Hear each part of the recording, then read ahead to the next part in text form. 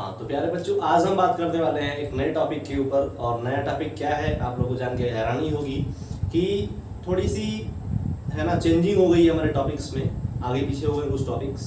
तो उसको साइड में रख के आप थोड़ी सी इस पे गौर कीजिएगा, इस सारे टॉपिक्स पे एक एक करके देखेंगे तो सारे टॉपिक्स क्लियर होते रहेंगे, वैसे आगे पीछे कोई भी।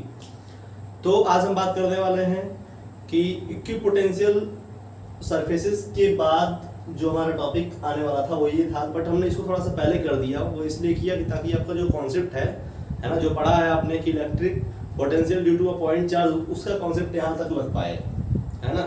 अभी इसको थोड़ा डिले करता तो थोड़ा आपका कॉन्सेप्ट थोड़ा वीक हो जाता, भूल जाते हैं, मुझे पता है ना। कि अब आज पढ़ने वाले आज का टॉपिक रहेगा हमारा सीबीएसई क्लास 12th का electric potential due to a system of charges. ये टॉपिक आता है वो आपके सेकंड चैप्टर के अलॉन्ग आता है, सेकंड चैप्टर में आता है। उस चैप्टर का नाम है इलेक्ट्रोस्टैटिक पोटेंशियल एंड कैपेसिटेंस, है ना, जो कि इलेक्ट्रोस्टैटिक है। ठीक है, तो आज हम इसी बात करने वाले हैं। आप समझ सकते हैं electric potential due to a system of charges. अब सिस्टम ऑफ चार्जेस होता क्या है ना, सिस्टम ऑफ चार्जेस। तो किसी चीज का सिस्टम कैसे बनता है, जैसे गुच्छा है कोई चीज का या फिर चाबी का गुच्छा है, तो बहुत सारे चाबी उसमें जुड़े होते हैं, है ना।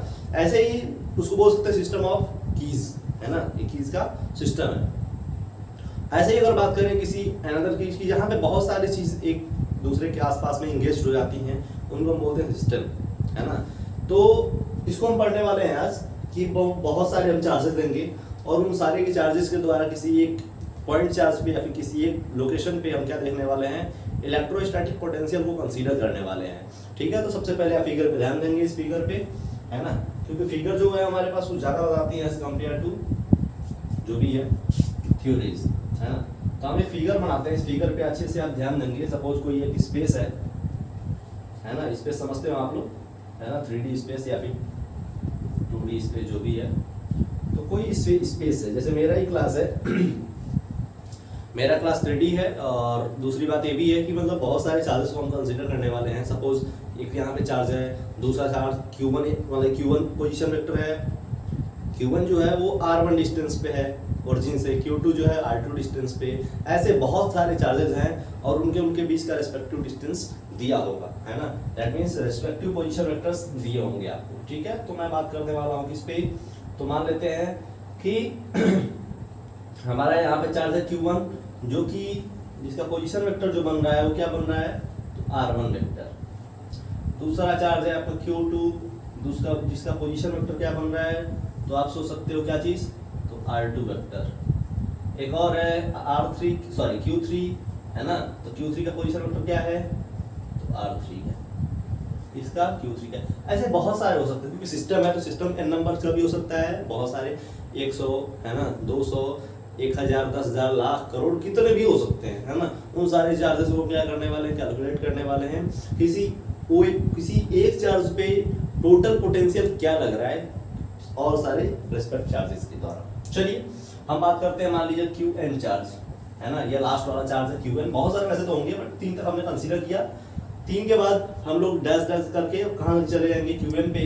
और Q1 मान लेते हैं हमारा जो रेस्पेक्टिव डिस्टेंस है from the origin, that is Rn, that is Rn, है ना, समझ पा रहे हो आप लोग। तो ये सारी कुछ फिगर है, आप कुछ फिगर को एरो टाइप में दिख रहा होगा, है ना, कि सारी तीर आ रही है, तीर आके ओरिजिन पे लग रही है।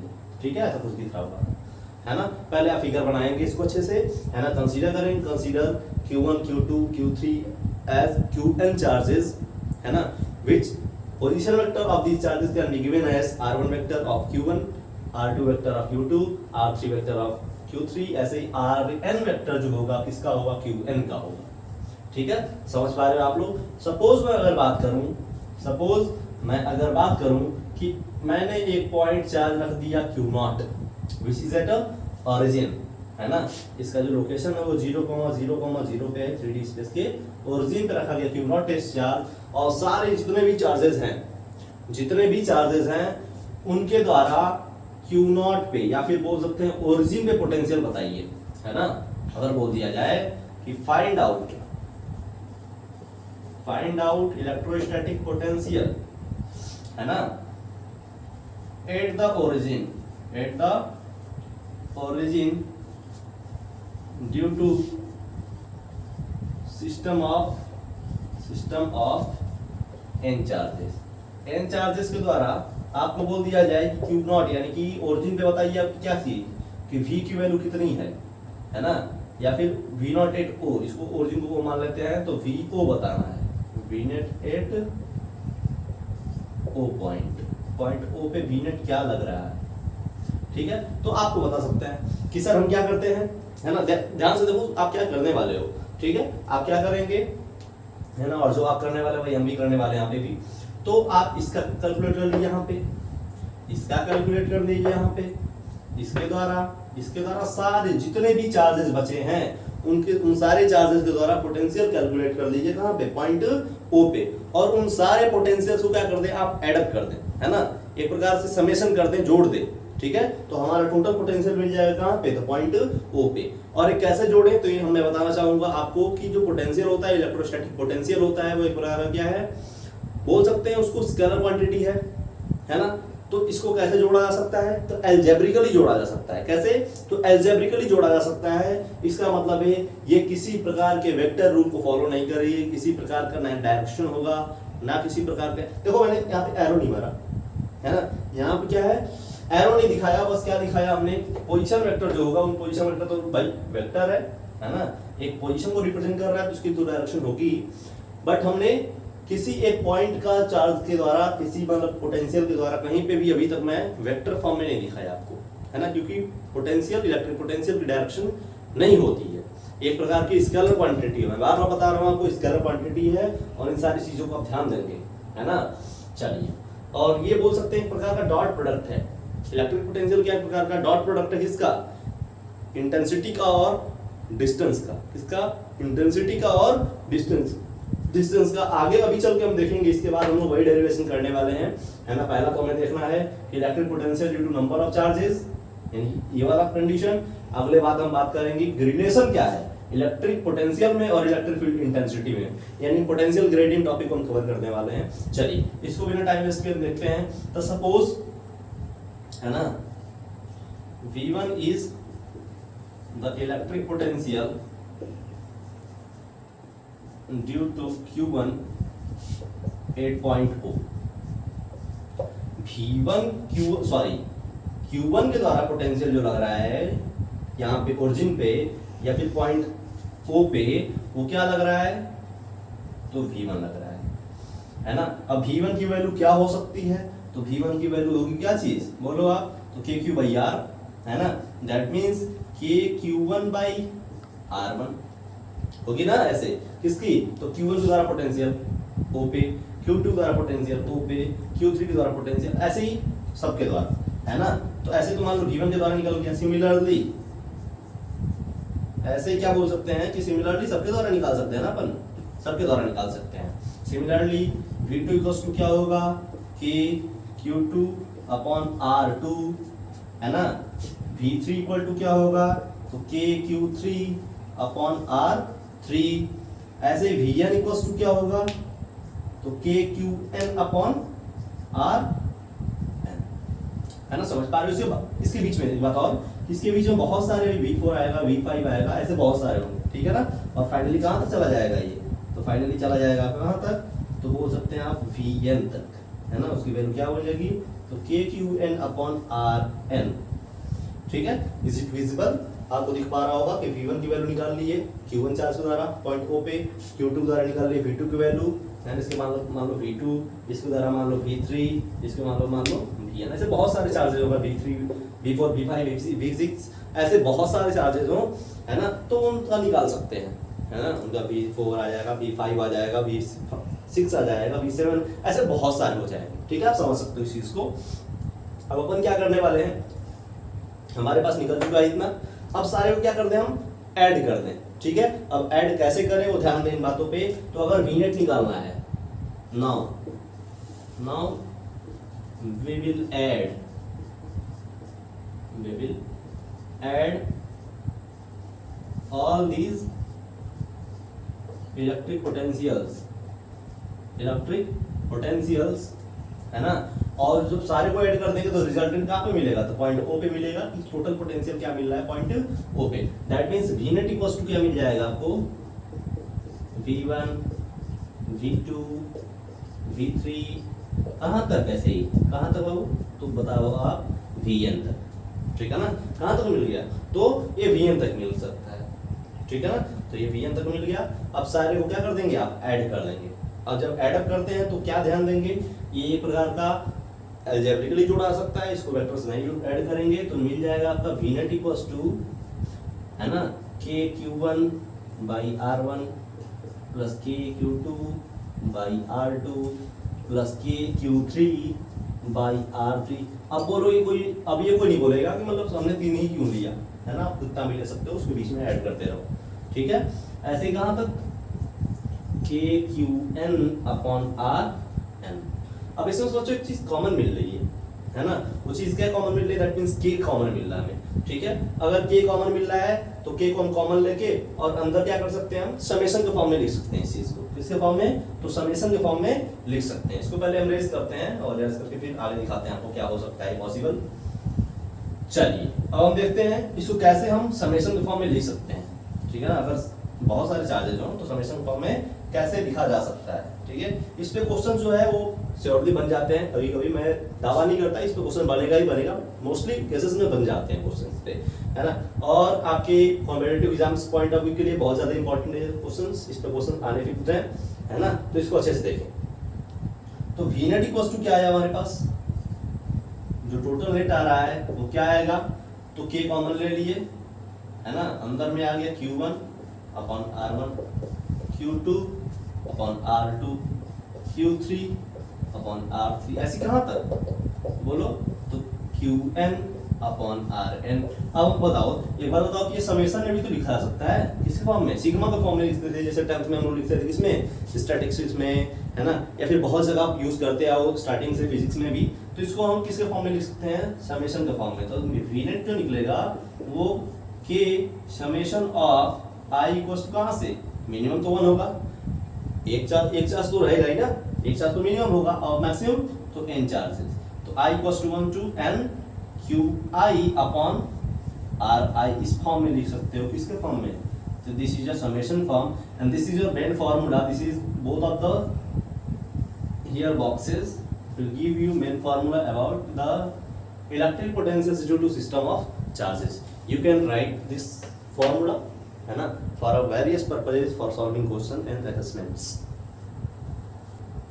अगर अब हमारे पास एक कंडीशन है कि सर आपने एक पॉइंट माना था कि पॉइंट ओरिजिन पे हमें क्या निकालना है, टोटल पोटेंशियल निकालना है सारे चार्जेस के द्वारा जो कि स्पेसेस में रखे गए, 3D स्पेस में रखे गए हैं। अगर मैं बात करूं कि आपका जो पॉइंट चार्ज है, दैट मींस जहां पोटेंशियल फाइंड करना है वो पॉइंट आपका ओरिजिन ना हो तो क्या हो सकता है, बात समझ रहे हो, यानी कि हमने तो पोटेंशियल कहाँ निकाल लिया था, ओरिजिन पे निकाल लिया था, लेकिन अगर वो पॉइंट चार्ज हो या फिर वो जहां पे पता करना है हमें पोटेंशियल, वो चीज ओरिजिन पे ना रखी गई हो, ओरिजिन पे अगर नहीं पता करना हो, तो उस कंडीशन में क्या कर सकते हैं आप, है ना। तो उस कंडीशन में क्या करें, एक नया फार्मूला ध्यान दें, है ना, बेसिक वही है ना, बेसिक कॉन्सेप्ट जो है वो वही है, बस हम थोड़ा एक तरीका मॉडिफाई करेंगे इस चीज को समझने का। मान लेते हैं हम Q1 Q2 और लास्ट मान लेते हैं Qn Qn Q3 Q4 ऐसे आता रहेगा, है ना, बहुत सारे, बट हम 2-3 को मान के कंसीडर कर लेते हैं। चलिए हमारा जो है Q1 का पोजीशन वेक्टर R1, Q2 का R2 और Qn का Rn, है ना, Y और X स्पेसेस में रखे हैं, 2D स्पेस मान लेते हैं, 3D स्पेस मान सकते हैं हम, कोई बात नहीं है इस चीज को लेकर, है ना, ज्यादा फ्रस्ट्रेट नहीं होना। चलो भाई, अब तो हमारे पास 3 चार्जेस आ गए, Q1 Q2 और Qn, है ना। वैसे तो बहुत सारे चार्जेस होंगे बट ओवरऑल हम 3 ले रखे हैं क्योंकि हमारा जो डेरिवेशन होगा छोटे में समझाना हमको, हमारा कॉन्सेप्ट है, बहुत बड़ा देखा जाना कॉन्सेप्ट नहीं है। तो चलिए मैं एक लोकेट करता हूँ point that is R, that is और पॉइंट R जो है, सॉरी पॉइंट R मत मानो, इसका पोजीशन वेक्टर जो है मैंने माना वो क्या है, पॉइंट P का जो पोजीशन वेक्टर है वो है R वेक्टर, समझ रहे हो, यानी कि O से Q1 तक की डिस्टेंस R1, O से Q2 तक की डिस्टेंस R2, O से Qn तक की डिस्टेंस Rn और O से P तक की डिस्टेंस R वेक्टर, जहां पे हमें P पे पता करना है कि टोटल पोटेंशियल क्या होगा इन बाकी सारे चार्जेस के द्वारा, समझ गए आप, ठीक है। तो अभी हमें क्या करना होगा कि इसके द्वारा पोटेंशियल निकालना इस पॉइंट पे, इसके द्वारा पोटेंशियल निकालने इस पॉइंट पे और इसके द्वारा पोटेंशियल निकालने, तो तीनों के द्वारा पोटेंशियल निकाल के हम क्या कर सकते हैं, उसका समेशन कर सकते हैं ना, उन सारे पोटेंशियल्स को ऐड कर लें। बट बात आती है यहाँ पे देखो जो बात डिफरेंट है हमारे पहले डेरिवेशन से, वो बात डिफरेंट क्या है कि वो यहाँ पे रखा गया था तो डायरेक्ट यही हम ले लेते थे, वो कोई पॉइंट अगर हमारे ओ पे बिलोंग करता था तो हम डायरेक्ट ये मिल जाता था, उसका पोजीशन वेक्टर ही रिप्रेजेंट कर देते थे। लेकिन अभी हमें यहाँ से यहाँ तक का पता करना हो, यहाँ से यहाँ पे पोटेंशियल पता करना हो, तो ये डिस्टेंस हमें चाहिए होगी। कौन सी डिस्टेंस?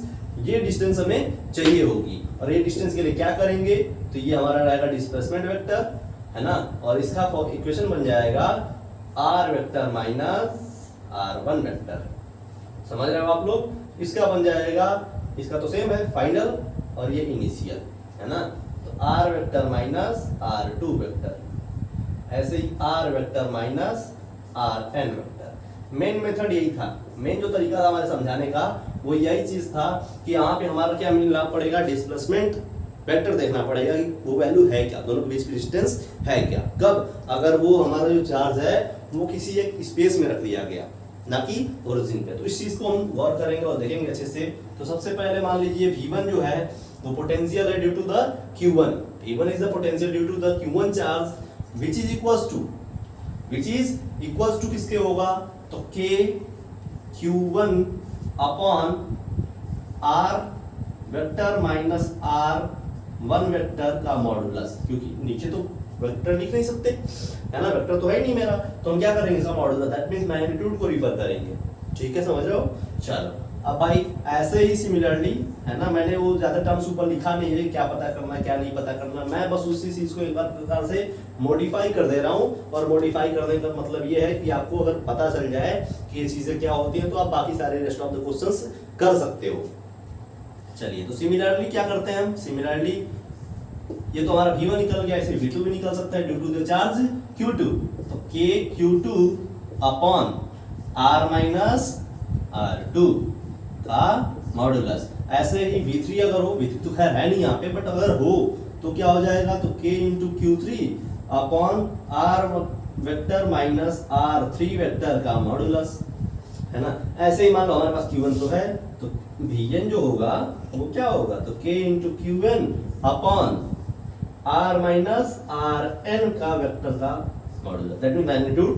ठीक है, अब इन सारी चीजों को क्या करते हैं, हम ऐड कर देते हैं। तो ऐड करते हैं तो Vnet हमारा जो निकल के आता है, ध्यान दे इस प्रकार से कि जो Vnet निकलेगा टोटल पोटेंशियल निकलेगा पॉइंट P पे, है ना, बाकी सारे तो Vnet इक्वल्स टू हो जाएगा V1 V2 V3 कहां तक, अरे बाबू तो बहुत सारे हो सकते हैं ना, तो Vn तक मान लो। ठीक है, चलो ये तो हमने मान लिया। अब इसकी वैल्यूज को पुट कर दें, तो K Q1 upon R vector minus R1 vector modulus plus K Q2, है ना, R vector minus R2 vector हो सकता है ना। ऐसे कहां तक, ऐसे V3 का रख लेना, है ना, तो V3 की मान लो वैल्यू आ जाएगी K Q3 upon R vector minus R3 vector. ठीक है, अब प्लस कहां तक, तो प्लस हो जाएगा ये इंफिनिटी यानी कि n तक मान लो n है, तो क्या हो जाएगा, तो K into Qn upon R vector minus Rn vector का मॉडुलस। ठीक है, ये सारी चीजें हैं, है ना, और ये सारी चीजें यूजुअल हैं जो आप क्लास 11th के वेक्टर फॉर्म में पढ़ चुके होंगे सारी चीजें, तो बताना कुछ खास नहीं रहा मेरे लिए, बट ओवरऑल ये आपको इंट्रोड्यूस कराना रहा, है ना, ताकि आप लोग कुछ क्वेश्चन अराइज करो तो उस पर एक प्रकार का तोड़ पा सको। ठीक है, चलो इसमें कॉमन लेते हैं K को, जब K को कॉमन लेते हैं तो अंदर आ जाएगा Q1 upon R vector minus R1 vector का modulus plus Q2 upon R vector minus R2 vector का मॉडुलस, है ना, plus Q3 upon R vector minus R3 vector का मॉडुलस। ऐसे ही कहां तक, तो मान लो Qn upon R vector minus Rn vector का मॉडुलस। ये बात सही है? चलो भाई, ये तो बात बहुत अच्छा, बहुत सही सर, है ना, इतना तो हमने कर दिया। अब क्या करें, इसको भी समेशन में लिख सकते हैं, कैसे, ध्यान दें।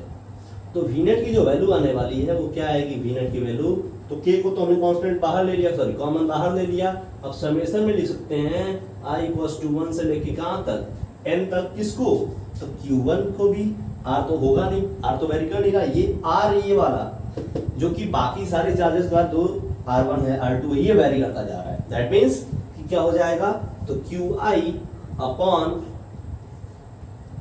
R vector minus RI vector. ठीक है, ये आपका जो है मेन फॉर्मूला रहा for the system of charges when you have to find a potential in a 3D space not on a origin। origin पे पता नहीं करना हो, किसी 3D space में पता करना हो तो फॉर्मूला ये, अगर origin में पता करना हो तो फॉर्मूला इसके पीछे वाला। आशा करता हूँ इसमें सारे क्वेश्चंस आपके हो जाएंगे। जो भी क्वेश्चंस नहीं है आप कमेंट बॉक्स में एक बार डाल देना, या फिर अगर आप बोलते हो तो इस पे मैं सारे एनसीईआरटी के सॉल्यूशन बना कर दे दूंगा, और सारे मतलब आने वाले दिनों में बहुत कुछ आने वाला है इस पे, इसके रिगार्डिंग। और मेरा ये एम है कि आपको मतलब एक अलग लेवल के फिजिक्स पे पहुंचाना है ना। अभी जो फिजिक्स पढ़े हुए नॉर्मल फिजिक्स है, बट आगे जब मैं क्वेश्चंस कराऊंगा तो आपको एक अलग सा लेवल नजर आएगा, वो फील आएगी अंदर से, that is physics is easy. Physics क्या है, बहुत आसान है फिजिक्स, ठीक है ना। चलिए इसको हम रेस करते हैं, और इसको रेस करने के बाद हम देखने वाले हैं क्या चीज, एक नया टॉपिक। उस नया टॉपिक का नाम क्या है वो ध्यान दें। इलेक्ट्रिक पोटेंशियल और इलेक्ट्रिक फील्ड इंटेंसिटी में दोनों में क्या रिलेशन है ना। जैसे हमने पिछले वीडियो में बताया था कि कुछ ना कुछ तो रिलेशन होता है, उस रिलेशन को शॉर्टकट में हमने बता दिया। बट मैंने बोला था उस टाइम पे कि मैं इस रिलेशन को आगे चल के डिराइव करूंगा, इस रिलेशन को अच्छे से प्योरीफाई करूंगा, क्लेरिफाई करूंगा, और आपको एक नॉलेज दूंगा about the potential and the electric field intensity, दोनों के बीच में रिलेशन क्या है, और उस रिलेशन को हम बोलते क्या चीज है, उन सारी बातों को हम कवर करेंगे। सो चलिए इसको देखते हैं, इसको रेस करते हैं। पहले अगर हम बात करें कि रिलेशन क्या है इलेक्ट्रिक फील्ड इंटेंसिटी में और electric potential, that means E vector में और वी स्केलर में, ठीक है। तो इन सारी बातों को हम करेंगे यहाँ पे। तो सबसे पहले आपको फिगर एक समझना होगा, और उस फिगर से क्या क्या समझ सकते हैं आप खुद समझना। चल तो हम देखते हैं कि मान लीजिए कि कोई एक पॉइंट चार्ज है हमारे पास, दैट इज कैपिटल क्यू, है ना। हमारे पास कोई point charge that is a source charge, है ना, that is a source charge. मैं बार बार बताता हूँ सोर्स चार्ज क्या होता है, आप भूल मत जाना कभी, है ना। चलिए सोर्स चार्ज है, और ये इसका फील्ड है, इसके आसपास में जो सारा दिख रहा है व्हाइट कलर का बोर्ड जो है वो हमारे पास इस सोर्स चार्ज का फील्ड है। क्योंकि सोर्स चार्ज का जितना ही मैग्नीट्यूड बड़ा होगा, है ना, जितना ही मैग्नीट्यूड बड़ा होगा उतना ही इलेक्ट्रिक फील्ड लाइन ज्यादा क्रिएट होंगी। दैट मींस इलेक्ट्रिक फील्ड ज्यादा दूर तक हो, दैट मींस एरिया जो कवर करेगा, अपना रीजन जो कवर करेगा वो रीजन ज्यादा दूर तक होगा। कब, जब इसकी क्वांटिटी को बढ़ा दिया जाए, है ना। चलिए तो हमारे पास जो है कि पॉइंट मिल रहा है यहाँ तक जहाँ पे इलेक्ट्रिक फील्ड वेरी कर रही है, ठीक है। कहाँ तक, तो पॉइंट मान लो आप कहाँ तक, तो P तक, ठीक है। चलो भाई बहुत अच्छा, बहुत सही।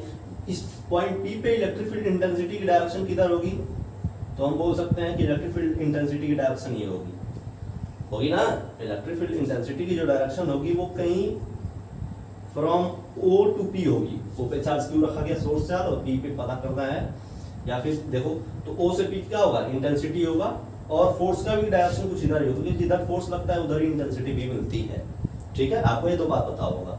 चलो भाई हमने पॉइंट चार्ज रखा कहाँ पे, Q0 को कहाँ पे, तो बोल सकते हो कि सर आपने P पे रखा है। देख के फिगर, है ना, फिगर देख के समझ सकते हो। हमने पॉइंट P पे टेस्ट चार्ज रखा है, that is our Q0 test charge, और Q0 जब पॉइंट P पे है तो पॉइंट P पे जो पोटेंशियल है ना, तो V at point P is equals to V। समझ रहे हो कि जो इलेक्ट्रिक पोटेंशियल है इस चार्ज के द्वारा पॉइंट P पे वो क्या है, तो बता सकते हो क्या है, सोच के देखो। तो आप बोल सकते हो V, ठीक है। जब इसकी डिस्टेंस क्या है, R है, यहाँ से यहाँ तक की डिस्टेंस जो होनी चाहिए वो मान लो कि स्मॉल r है, तो स्मॉल r के लिए जो पोटेंशियल मिल रहा है वो V मिल रहा है, Vp पे, ठीक है। हमने क्या करा, थोड़ा सा इस चार्ज को मोशन कराया, और मोशन करा के लेते हैं पॉइंट B पे, समझ रहे हो। हमने इस चार्ज का थोड़ा सा मोशन बढ़ा देते हैं ताकि आपको विजिबल होगा अच्छे से क्लियरली, है ना। हमने इस चार्ज का मोशन कराया पॉइंट P से पॉइंट B पे, या फिर जो भी कुछ मान लो, है ना, L मान लेते हैं, ठीक है। तो हमने जब मोशन कराया Q0 का पॉइंट P से L तक, तो छोटा सा डिस्प्लेसमेंट कवर हुआ, दैट इज dr। क्या चीज, तो बोल सकते हो सर dr, ठीक है, या फिर डी आर वेक्टर बोल लो, या फिर आर वेक्टर है, डिस्प्लेसमेंट है। चलो भाई ये तो हो गया हमारे पास, डी आर निकल गया है ना। अब देखने वाले हैं डी आर तो मिल गया, लेकिन जब डी आर के द्वारा डी आर हम डिस्प्लेसमेंट कराए हैं तो वो डिस्प्लेसमेंट कहीं हमारा फोर्स के अगेंस्ट में हुआ है। क्या हुआ? तो फोर्स के अगेंस्ट में, फोर्स हमारा इधर लग रहा था, हमने उस चार्ज को यहाँ से यहाँ तक मूव कराया, दैट मीन्स कि हम वर्क कर रहे हैं किसके अगेंस्ट में? तो इलेक्ट्रिक फील्ड के अगेंस्ट में हम वर्क कर रहे हैं। यहाँ से यहाँ लाएंगे तो इलेक्ट्रिक फील्ड इंटेंसिटी इधर है, हम वर्क करेंगे तो अभी तो P से L पे आएगा, स्मॉल डिस्टेंस कवर होगा dr। तो जब देखो जब यहाँ से यहाँ आया तो कहीं न कहीं क्या हुआ कि डिस्टेंस कम हो गई। ध्यान से देखिए डिस्टेंस क्या हो गई, तो पहले r था, अब r में से dr को माइनस कर लेंगे तो डिस्टेंस कम हो जाएगी, है ना। थोड़ी सी डिस्टेंस कम होगी, इसका मतलब है कि जैसे डिस्टेंस कम होता है वैसे इंटेंसिटी भी बढ़ती है, आप बता सकते हो, है ना। E = kq/r²। तो अब बोलो सर इंटेंसिटी बढ़ी, इसका मतलब ये पोटेंशियल भी बढ़ेगा। क्या चीज? तो पोटेंशियल भी बढ़ेगा। वो हम मान लेते हैं कि पोटेंशियल जो मिल रहा है VL पे, वो क्या मिल रहा है, तो पहले वाला तो V रहेगा ही, प्लस dr के द्वारा जो पोटेंशियल बढ़ेगा वो मान लो कि dV बढ़ेगा। कितना? तो dV। तो V तो पहले से था, अब dV इसमें ऐड हो जाएगा due to the displacement of dr which is in opposite direction of intensity. ठीक है, तो क्या हो जाएगा, तो V + dV, ये चीज मिलने वाली है। समझ रहे हो आप? यानी कि P से L पे लाने में दूरी कितनी चली, R dr चला हमने, जो चेंज इन पोटेंशियल आया, पोटेंशियल में चेंजिंग है वो dV की आई, तो छोटा सा मैं वर्क भी करूंगा, है ना। चलो अब वर्क देखते हैं कितना किया हमने work for the displacement of charge Q0 from point P to L। P से L तक लाने में हमने वर्क कितना किया, है ना। तो वर्क करने के पहले पता होना चाहिए हमें क्या चीज, तो फोर्स, है ना। तो फोर्स इक्वल्स टू क्या होगा, तो -Q0 × E। अब बोलो सर -Q0 × E क्यों करेंगे, है ना। तो -Q0 × E इसलिए करेंगे क्योंकि हम जो वर्क कर रहे हैं ना, जो फोर्स लगा रहे हैं वो इंटेंसिटी के अपोजिट डायरेक्शन में लगा रहे हैं। इंटेंसिटी इधर आ रही थी, हमने फोर्स उल्टा डायरेक्शन में लगाया ना, तो वहां पे कहीं न कहीं जो वैल्यू मिलेगी फोर्स की वो निगेटिव मिलने वाली है। ठीक है, चलो भाई ये तो बात सही है, फिक्स है। चलिए अब हमारे पास फोर्स आ गया तो सर हम वर्क भी तो निकाल सकते हैं, दैट इज योर dW, है ना। तो लिख लीजिए small work done for displacement of dr। हम अब देखें अगर वर्क डन के बारे में, small work done for displacement of dr। dr displacement कहाँ पे है, तो फ्रॉम, आप बोल सकते हो फ्रॉम P to L। तो P से L तक डिस्प्लेसमेंट dr, उसके लिए वर्क कितना करना पड़ेगा हमें P से L तक लाने में, दैट मीन्स कि dW, है ना, या फिर बोल सकते हैं कि W = फोर्स इंटू डिस्प्लेसमेंट, है ना। तो F × dr मिल जाएगा हमें, क्या मिल जाएगा, F × dr मिल जाएगा। अब एक बात ध्यान दें कि वर्क इक्वल टू फोर्स तो हमें पता चल गया यहाँ से, -Q0 × E × dr। तो एक तो इक्वेशन यहाँ से बन गया हमारे वर्क का, इक्वेशन 1 तो यहाँ से बन गया। सर एक तो इक्वेशन हमने यहाँ से बना लिया, एक इक्वेशन कोई और बना सकते हैं और दोनों इक्वेशन को हम रिलेट करते हैं, है ना। एक इक्वेशन तो हमारे किससे बना, तो इंटेंसिटी वाले फॉर्मूले से बना। दोनों में रिलेशन देना है, मेरी पहली बात सोचे, दोनों में रिलेशन देखना है, किसमें E में और V में। तो पहला तो रिलेशन आप E से बनाएंगे, ये बन चुका है वर्क का, और दूसरा जो फॉर्मूला बनाएंगे, दूसरा जो वर्क डन का इक्वेशन बनाएंगे वो कुछ V से बनाएंगे। और V से कैसे बनाएंगे, आपको पता है V = W/Q, that is V = W/Q। इसका मतलब ये है कि कहीं ना कहीं अगर हम बात करें कि as we know V = W/Q, हमें तो ये पता है ना, Q0। एक बात और पता है सर यहीं से कि W = Q0 × है ना final minus initial, that means कि VL - VP। ये भी तो पता है, पोटेंशियल डिफरेंस, ये भी तो पता है। यानी कि एक चीज तो ये था और इसी के बाद हमारा फॉर्मूला ये आया था, दैट मीन्स कि W = Q0 multiplied by final voltage minus initial potential difference. ठीक है, तो यहाँ से हम बोल सकते हैं कि सर VL माइनस VP करेंगे तो VL में से VP को माइनस करेंगे तो VL ये कैंसिल हो जाएगा, V to V कैंसिल हो जाएगा, तो ये क्या मिलेगा, इसकी वैल्यू मिलेगी dV। क्या मिलेगी, तो dV। तो W इक्वल्स टू मिल जाएगा हमारे पास Q0 इंटू dV, है ना। ये बन गया हमारे दूसरा इक्वेशन। वो किससे बना, तो आप बोल सकते हो सर पोटेंशियल के फॉर्मूले से बना।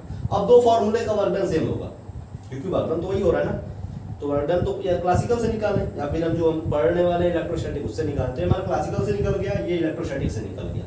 दोनों को रिलेट करते हैं, दोनों को रिलेट करने के बाद फॉर्मूला क्या आता है वो ध्यान देते हैं। तो minus Q not into E into dr which is equals to the equations 2 that is a Q0 into dV, Q0 into dV, Q0 to Q0 cancel, minus E equals to dV by dr, है ना।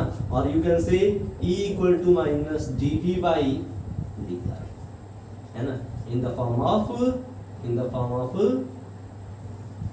आप बोल सकते हैं कि किसे form में, तो वेक्टर फॉर्म में। ठीक है, अगर हम बात करें स्केलर फॉर्म की तो modulus of E equals to हो जाएगा dV by dr, that is your modulation form, और you can say that it is a form of magnitude. ठीक है, तो हमारे पास जो रिलेशन आया वो क्या आया कि E vector equals to minus dV by dr vector, या फिर आप बोल सकते हैं इसी चीज को देखो, ये रिलेशन बन गया, dV इधर है, इधर V इधर है, E इधर है, ये प्रकार का रिलेशन बन गया। और इसी रिलेशन को हम बोलते हैं पोटेंशियल ग्रेडियंट। क्या बोलते हैं, तो पोटेंशियल ग्रेडियंट, ध्यान देंगे, इसको बोलते हैं पोटेंशियल ग्रेडियंट, पोटेंशियल ग्रेडियंट। एक बार और इधर अच्छे से समझे हम पोटेंशियल ग्रेडियंट होता क्या है, इसका डेरिवेशन तो हमने कर दिया, बट ओवरऑल हमने क्या नहीं देखा, इसके डिफिनीशन पे हम नहीं गए, इसके डिफिनीशन पे नहीं गए। तो हमने बताया था कि फॉर्मूले अगर आपको पता हो तो डेरिवेशन डिफिनीशन आप खुद बना सकते हैं, है ना। तो डिफिनीशन इसका कैसे बनता है वो ध्यान दें इन चीजों पे, है ना। इससे बहुत बार क्वेश्चंस आए हैं बोर्ड एग्जाम्स में और इस बार भी आता रहेगा, है ना, आगे टाइम में भी आता रहेगा। E इक्वल्स टू फॉर्मूला बना हमारे पास minus dV by dr vector, और you can say dV equals to E dot dr vector, E vector dot dr vector. दोनों फॉर्मूले हमारे लिए बहुत इंपॉर्टेंट है ना। इस फॉर्मूले को बोलते हैं पोटेंशियल ग्रेडियंट, है ना, इन्हीं दोनों फॉर्मूले को बोलते हैं पोटेंशियल ग्रेडियंट फॉर्मूला, है ना। और ये बहुत जगह इंटेंसिटी निकालने में, पोटेंशियल निकालने में काम देगा आपको, है ना। और आगे मैं बहुत सारे इस पर क्वेश्चंस कराता भी रहता हूँ, बहुत सारे क्वेश्चन कराने बाकी हैं अभी, है ना। अभी मैं पहले थ्योरीज क्लियर कर रहा हूँ बच्चों की, क्योंकि लॉकडाउन का टाइम चल रहा है अभी। और दूसरी बात है कितना ज़्यादा आप गेन कर लें, है ना, कितना ज़्यादा आप बटोर दें कहीं न कहीं से। ठीक है, मेरा ये वादा नहीं कि मुझसे ही पढ़ें या फिर जो भी है, तो आप कहीं से भी नॉलेज को गेन कर सकते हैं। ये हमारा फॉर्मूला रहा पोटेंशियल ग्रेडियंट का। ठीक है, how you can define the potential gradient, how you can define the potential gradient.